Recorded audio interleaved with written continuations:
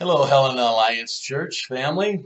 Well, as most of you know, in the phase one of the governor's plan to reopen our state, he's allowing churches to meet again in their buildings, and with some specific guidelines, is permitting us to meet in groups of up to 50. So here are some thoughts that we've been discussing among the governing board. For the next many weeks and maybe even months, our online service will still take the priority.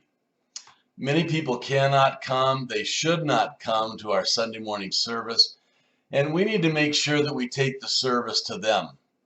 So for this reason, we will not try to do a Sunday morning service in the building since we aren't ready to live stream it and be able to ensure that we would give a quality presentation. But with that in mind, we're making preparations to purchase about $3,000 of technical equipment to help us do a quality online service. Now, a number of people are tithing from their stimulus check to make this happen, and maybe you'd like to join them. I just got the information from Jonathan that we had good offerings again in April and we'll have no trouble paying our bills for the month. As we begin to allow people to attend our service, we'll take seriously the guidelines of the 50-person limit, the need for 6 feet spacing, sanitation, and we'll be careful to monitor people's interaction, particularly children greeting each other. So here's how we will proceed for the next few weeks.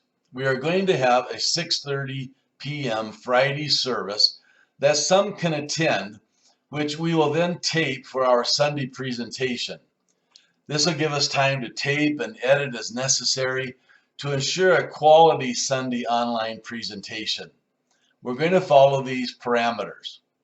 To assure that there are no more than 50 people in the building, we ask that you make a reservation with Paula by Friday noon. Once the 50 limit is reached, we will not allow others to attend. And certainly those with health issues or any sign of a virus should not attend or make a reservation.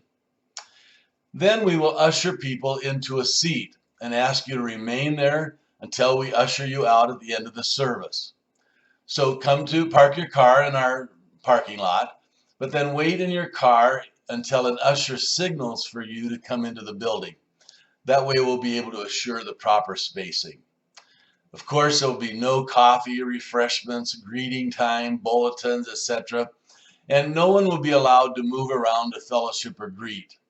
So it will probably not be attractive to many people, particularly families with small children. If you want to wear a mask, that would be your personal preference, and you should bring one. We will do a thorough disinfecting when the service is ended. We don't expect there'll be a large response for this. For many, it's not possible or inviting at all. Others, however, will enjoy being at a live event, so we'll offer it. In conclusion, I remind you of one of the great Psalms of comfort, Psalm 23, where David wrote, "The Lord is my shepherd." As a caring shepherd, David knew what it was to provide food for the sheep, rest for the sheep, protection from their enemies. He was a presence among them. It brought security. There were times he was involved in bringing healing to the sheep and always hope. And God does those things for us. You have a good shepherd. He meets all of our needs. Trust him, and you find all that you need from him today. Thank you.